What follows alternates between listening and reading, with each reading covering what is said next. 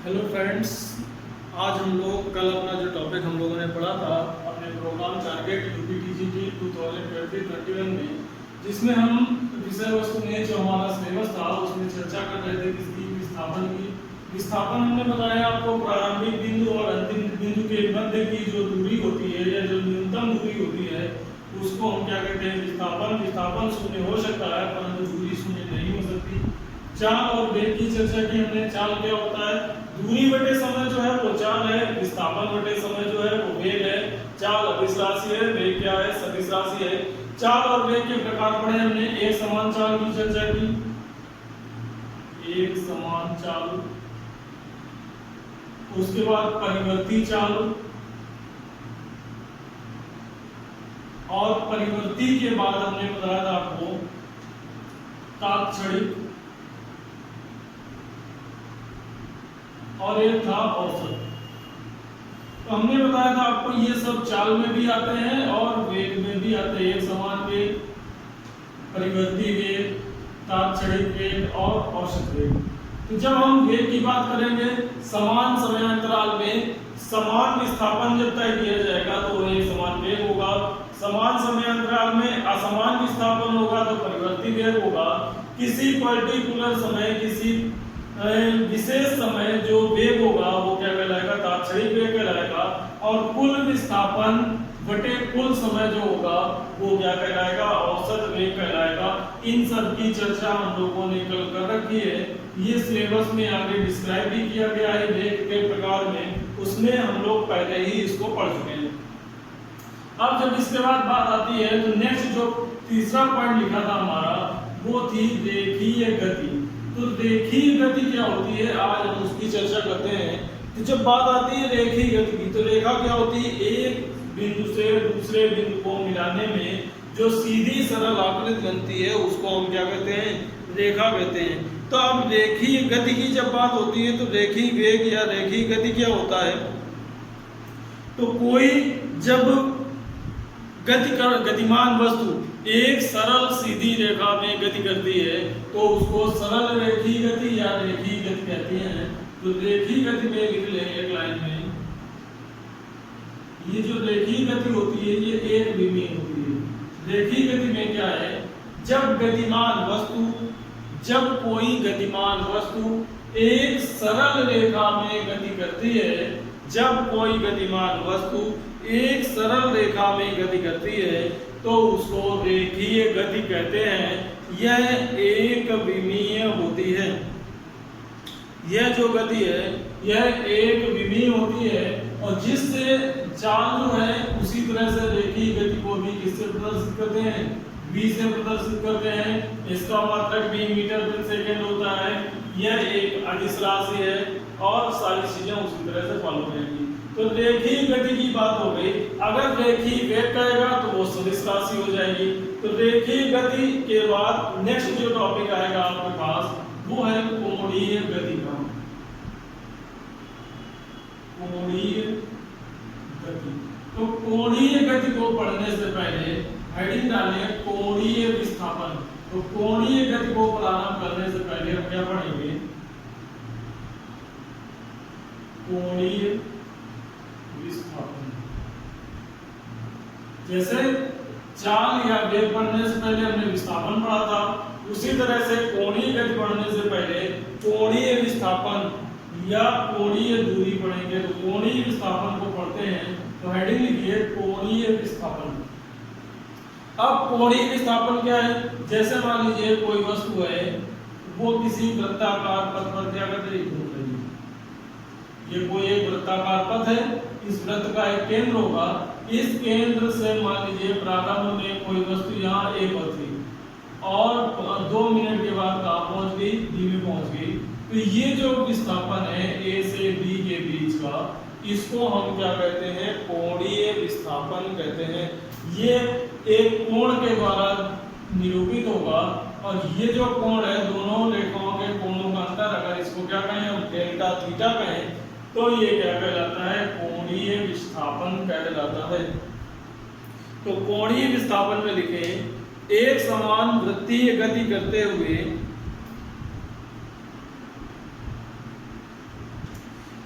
समान वृत्तीय गति करते हुए कण का एक समान वृत्तीय गति करते हुए कण का त्रिज्य सदिश एक निश्चित समयांतराल में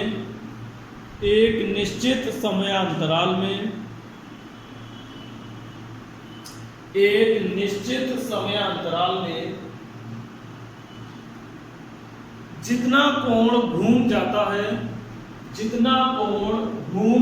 है वह गतिमान कण का कोणीय विस्थापन कहलाता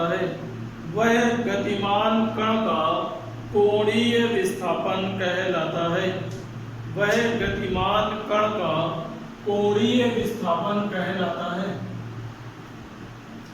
तो ये बात हो गई कोणीय विस्थापन की। इसका चित्र बना लें।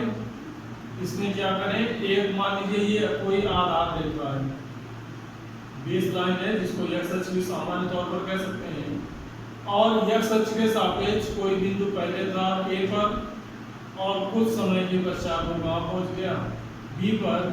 ये जो कोण है ये है θ1 और ये जो पूरा कोण है ये है θ2 और ये जो बीच में विस्थापन हो रहा है ये हो रहा है डेल्टा थीटा। तो किसी समय t1 पर कोई जो कण था वो था किस पर, बिंदु A पर। t2 समय में पहुंच गया B पर। तो A से B तक की जो दूरी है उसका कोणीय विस्थापन क्या है, डेल्टा थीटा। और इसके द्वारा ये जो चली गई दूरी है ये क्या है, विस्थापन है, ये कहलाता है डेल्टा S।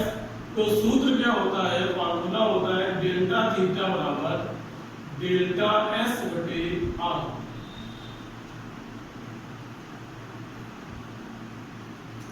डेल्टा थीटा बराबर डेल्टा S बटे R, या सामान्य तौर पर इसको इस तरह से भी जानते हैं, कोण बराबर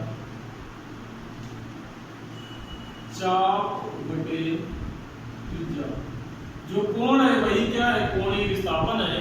तो कोणीय विस्थापन या कोण बराबर होता है चाप बटे त्रिज्या। और ये जो कोण है या कोणीय विस्थापन है यह एक विमाहीन राशि है, इसमें इसका कोई मात्रक भी नहीं होता है। तो इस बात को भी ध्यान रखना है, क्योंकि जो कोण होता है वो अंश में या रेडियन में लिखा जाता है।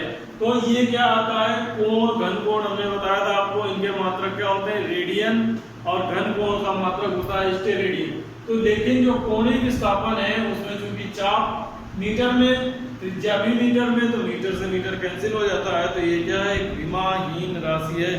तो कोणीय विस्थापन की विमा नहीं होती है। इसका मात्रक जो एसआई पद्धति ने निर्धारित किया है वो रेडियन होता है। तो कोणीय विस्थापन का मात्रक रेडियन होता है और ये इसका फार्मूला है। तो अब कोणीय विस्थापन, अब चूंकि विस्थापन की बात कर रहा है तो जब हम कोणीय विस्थापन कहेंगे तो वो एक सदिश राशि होगी। तो कोणीय विस्थापन कैसी राशि होती है, सदिश राशि होती है। यहाँ ये जो डेल्टा एस है इसको रेखीय विस्थापन कहते हैं, ये जो आर है ये त्रिज्या कहलाता है। अब बात करते हैं कोणीय गति, या इसको सामान्य भाषा में जो आम भाषा है हमारी उसमें हम कोणीय वेग के नाम से जानते हैं। कोणीय गति की अपेक्षा कोणीय वेग इसका ज्यादा प्रचलित नाम है। तो कोणीय वेग की चर्चा करते हैं। तो कोणीय गति या कोणीय वेग, तो हेडिंग लिखेंगे कोणीय वेग। और ये जो कोणीय वेग है इसको ओमेगा से प्रदर्शित करते हैं। डब्ल्यू के जैसा बनता है, इसको क्या करते हैं, ओमेगा करते हैं। और इसका जो मात्रक है क्या होता है, रेडियन होता है। कोण का, समय का होता है सेकंड। इसका मात्रक होता है रेडियन पर सेकंड या रेडियन सेकंड इनवर्स। और इसका फार्मूला क्या होता है, ओमेगा बराबर होता है delta theta upon delta T.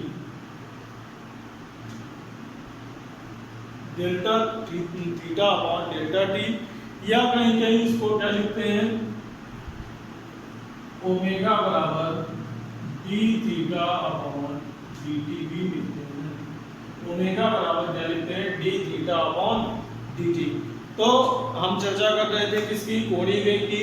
कोणीय वेग के जो मेन पॉइंट्स हैं, इसको ओमेगा से प्रदर्शित करते हैं। इसका एसआई मात्रक रेडियन पर सेकंड होता है, formula delta theta upon delta T या डी थीटा अपॉन dt होता है। और इसका जो विमीय सूत्र है, जो कि हमने बताया थीटा की विमाहीन राशि है, तो इसका जो विमा होती है वो क्या होती है, t की पावर -1 इसकी विमा होती है। जो कोणीय वेग है, कोणीय वेग की विमा t की पावर -1 होती है। तो परिभाषा लिख लें सबसे पहले कोणीय वेग की। वृत्तीय गति करते हुए कण द्वारा, वृत्तीय गति करते हुए कण द्वारा 1 सेकंड में वृत्त के केंद्र पर आंतरिक कोण, वृत्तीय गति करते हुए कण द्वारा 1 सेकंड में वृत्त के केंद्र पर आंतरिक कोण, वृत्त के केंद्र पर आंतरिक कोण, वृत्त के केंद्र पर आंतरिक कोण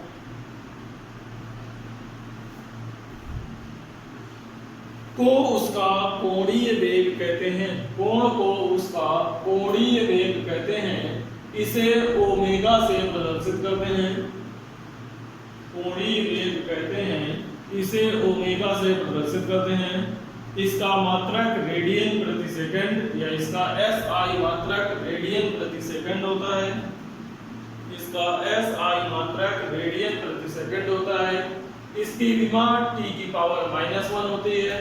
फार्मूला ओमेगा बराबर delta theta upon delta T या ओमेगा बराबर D theta upon D T होता है। ये सारी बातें हो गई रेखीय वेग और कोणीय वेग की या रेखीय गति और कोणीय गति की।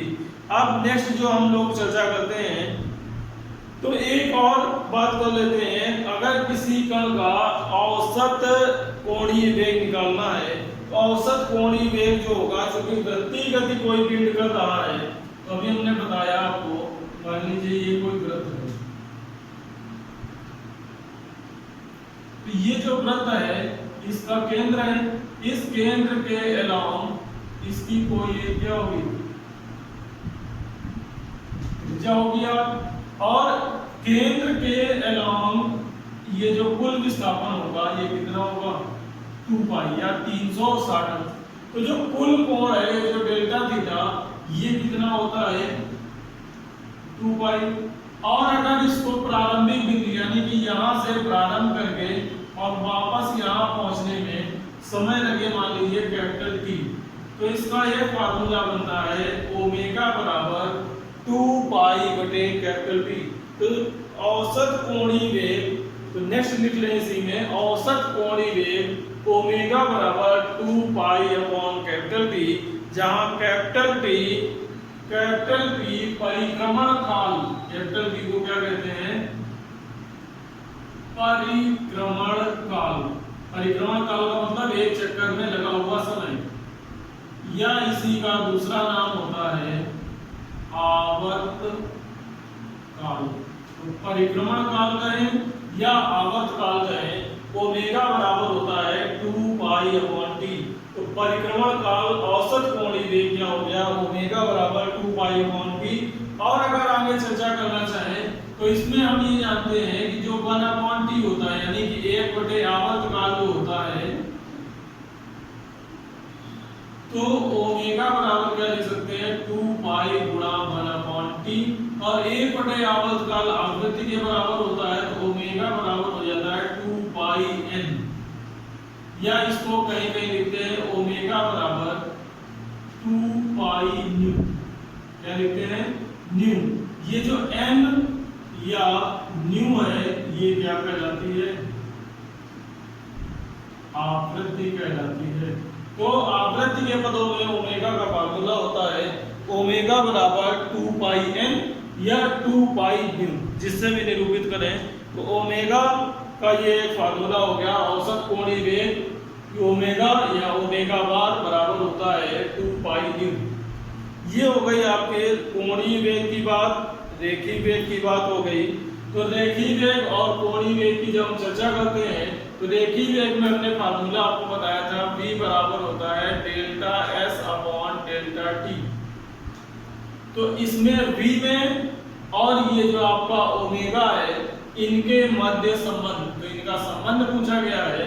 तो नेक्स्ट हेडिंग है रेखीय वेग और कोणीय वेग में संबंध। तो नेक्स्ट हम लिखेंगे रेखीय वेग और कोणीय वेग में संबंध।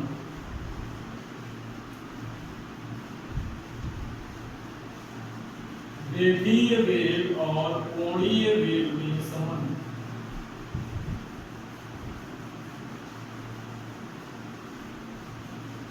माना कि किसी गतिमान कण का रेखीय वेग v, कोणीय वेग ओमेगा है। रेखीय वेग v है, कोणीय वेग ओमेगा है, तथा कण डेल्टा t समय में डेल्टा s दूरी तय करता है। डेल्टा t समय में डेल्टा s दूरी तय करता है। डेल्टा t समय में डेल्टा s दूरी तय करता है। तो कण का कोणीय विस्थापन, तो कण का कोणीय विस्थापन, कोणीय विस्थापन को हम किससे लिखते हैं? डेल्टा थीटा बराबर फार्मूला क्या होता है? Delta S upon R. Delta theta बराबर होता है डेल्टा एस अपॉन आर, समीकरण नंबर 1, जहां आर क्या है? वृत्त की त्रिज्या है। आर है आपके वृत्त की त्रिज्या। तो डेल्टा थीटा बराबर हुआ डेल्टा एस बटे आर। नेक्स्ट इसके बाद हम रेखीय विस्थापन जानते हैं या कोणीय वेग की बात कर लें, तो कोणीय वेग का फार्मूला क्या होता है?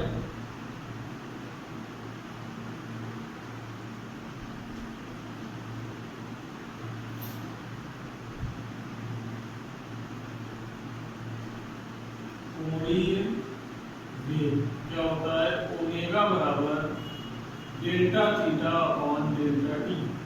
तो ओमेगा बराबर होता है delta theta upon delta T. Delta theta की वैल्यू रख दें।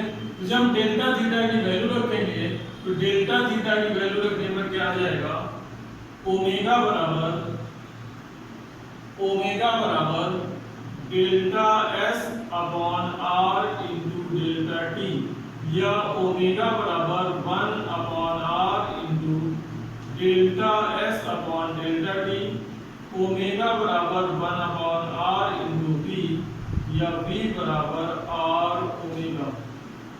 ये फार्मूला हो गया, जहां ये जो v है, v बराबर क्या होता है? Delta s upon delta t होता है।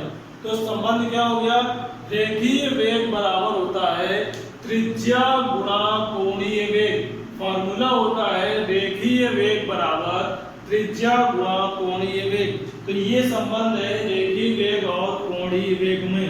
तो रेखीय वेग और कोणीय वेग का संबंध हम लोगों को ज्ञात हो गया। अब नेक्स्ट क्लास में हम लोग इसके आगे की चर्चा करेंगे, जहाँ त्वरण के बारे में पढ़ेंगे, एक समान त्वरण, और उसके बाद फिर गति के नियमों में जड़त्व की संकल्पना की चर्चा की जाएगी। तो जड़त्व की संकल्पना, त्वरण, इन सब के बारे में नेक्स्ट क्लास में हम लोग डिस्कस करेंगे।